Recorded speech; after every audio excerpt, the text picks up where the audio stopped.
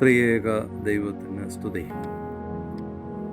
കർത്താവിൻ്റെ സ്നേഹത്തിൽ എല്ലാവർക്കും വന്ദനം അറിയിക്കുന്നു.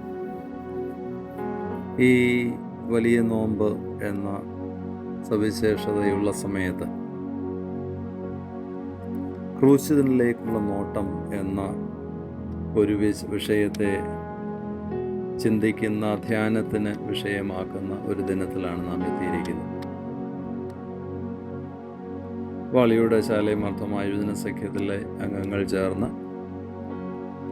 ഈ നോമ്പുകാലത്തിലെ ചില ധ്യാന ചിന്തകളൊക്കെ പങ്കുവയ്ക്കുകയും അത് പൊതുവിൽ എത്തിക്കുകയും ചെയ്യുന്നു എന്നുള്ള പരിശ്രമത്തെ ആദ്യം തന്നെ ഹൃദയപൂർവ്വം ശ്ലാഘിക്കുന്നു. അതിന് നേതൃത്വവും പ്രയത്നങ്ങളും നടത്തുന്നവരെ അനുമോദിക്കുകയും ചെയ്യുന്നു. അതിൻ്റെ ഈ വർഷത്തെ തുടക്ക ദിവസം എന്ന നിലയിൽ ചില കാര്യങ്ങൾ മാത്രം ഇന്നത്തെ വിഷയവുമായി ബന്ധപ്പെട്ട് ഓർമ്മിപ്പിക്കാൻ ആഗ്രഹിക്കുക. ക്രൂശിതരിലേക്കുള്ള നോട്ടം എന്ന വിഷയവും അതിനോട് അനുബന്ധിച്ച് കൊടുത്തിരിക്കുന്ന തിരുവചന ഭാഗങ്ങളും ശ്രദ്ധയോടെ വായിക്കുമ്പോൾ നോമ്പിൻ്റെ ഒരു കാതലായ ദർശനവും അതിൻ്റെ ഒരു ആത്മാവും അവിടെ വെളിവാകുന്നുണ്ട്. നമ്മുടെ നോമ്പ് ആചരണങ്ങൾ അനുഷ്ഠാനബദ്ധമായ കുറച്ച് സംതൃപ്തിയുടെയോ അതിവൈകാരികതയുടെയോ അതുമല്ലെങ്കിൽ ചിലപ്പോഴെങ്കിലും ചില ഉന്മാദ അവസ്ഥകളുടെയോ ഒക്കെ ഒരു ആഘോഷങ്ങളായി മാറുമ്പോൾ ജീവിതമെന്ന മഹാപ്രതിഭാസത്തെ അതിൻ്റെ ആഴത്തിലും പരപ്പിലും നോക്കിക്കാണുകയും അതിൽ മനുഷ്യ ജീവിതം എന്നത് രക്ഷാ അനുഭവത്തിൻ്റെ ഒരു ആഘോഷപൂർണമായ സാധ്യതയായി തീർക്കുവാൻ നാം നമ്മിൽ തന്നെ വരുത്തുന്ന ക്രമീകരണങ്ങളോ അതിനായി എടുക്കുന്ന ത്യാഗവും പരിശ്രമങ്ങളും ഒക്കെയോ എത്ര പ്രസക്തമാണ്, വലിയതാണെന്ന് ഓർമ്മിപ്പിക്കുകയാണ്.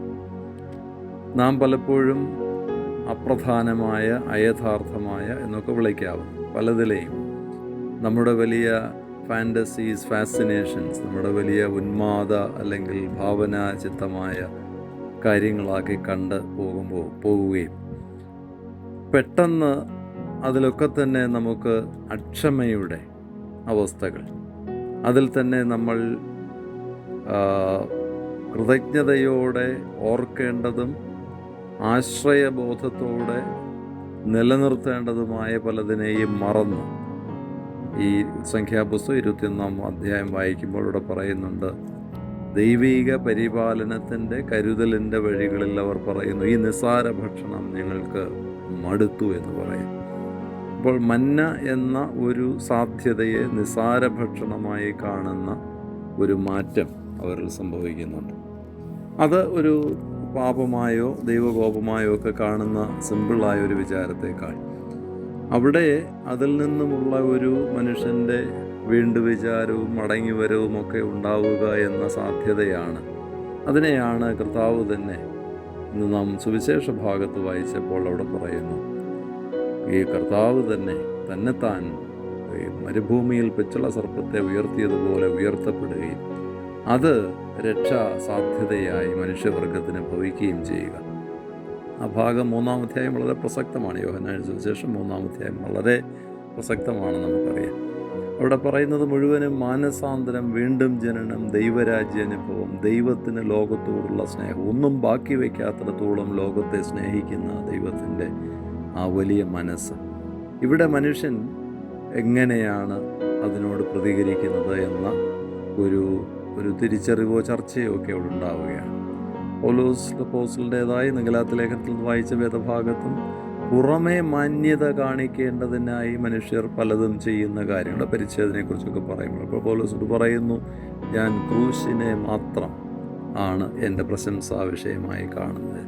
അതുകൊണ്ട് പ്രിയമുള്ളവരെ, നമുക്ക് നമ്മുടെ ഈ ജീവിതത്തിൻ്റെ എല്ലാ തരത്തിലുള്ള അനിശ്ചിതത്വങ്ങളുടെയോ അതല്ലെങ്കിൽ അതിൻ്റെ വൈരുദ്ധ്യങ്ങളുടെയോ സംഘർഷങ്ങളുടെയോ പാപവും നാശവും മരണവും എന്നൊക്കെ നമ്മൾ വിളിക്കുന്ന ഒരുപാട് ഉത്തരമില്ലാത്ത സങ്കീർണതകളുടെയൊക്കെ നടുവിൽ നമുക്ക് വലിയ പ്രതീക്ഷ നൽകുന്ന, നമ്മെ മനുഷ്യരാക്കി തീർക്കുന്ന കൊച്ചു കൊച്ചു മനുഷ്യനിലെ മനുഷ്യത എന്നത് പുറത്തു വരും വിധമുള്ള ആർദ്രതയുടെ, കരുണയുടെ, അതിനായി എടുക്കുന്ന കഷ്ടപ്പാടിൻ്റെയോ പെയിൻ്റെയോ അതിന് നൽകേണ്ടി വരുന്ന വിലയുടെയോ ഒക്കെ ചേർന്ന് വരുന്ന ഒരു പൊതുവായ ഒരു ജീവിത ദർശനം, അത് ഇതിനെയെല്ലാം അതിജീവിക്കും വിധത്തിൽ ജീവൻ്റെ സമൃദ്ധിയായി തീരുന്ന ഒരനുഭവമായി മാറുന്നു.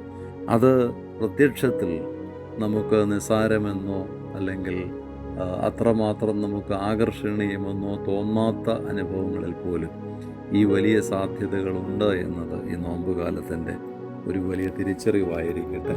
അതുകൊണ്ട് നമുക്ക് ആചാരബദ്ധമായ ഒരു ഉന്മാദ അവസ്ഥയ്ക്കപ്പുറമായി ദർശനബദ്ധമായ ഒരു ലക്ഷ്യബോധത്തോടുകൂടെ പ്രതിസന്ധികളെയും വെല്ലുവിളികളെയും നേരിട്ട് അതിൽ സ്ഥിരതയോടെ നിലനിന്നുകൊണ്ട് ജീവിതത്തെ ഒരു കൂട്ടായ സന്തോഷത്തിൻ്റെയും സമാധാനത്തിൻ്റെയും എല്ലാ മനുഷ്യരുടെയും ഒരു സംതൃപ്തിയും സന്തോഷവും നിറഞ്ഞ ജീവിത അവസ്ഥയുടെയും സൃഷ്ടിപ്പിലുള്ള പങ്കാളിത്തമാകാൻ ഇടയാകട്ടെ എന്ന് ആശംസിക്കുന്നു, പ്രാർത്ഥിക്കുന്നു.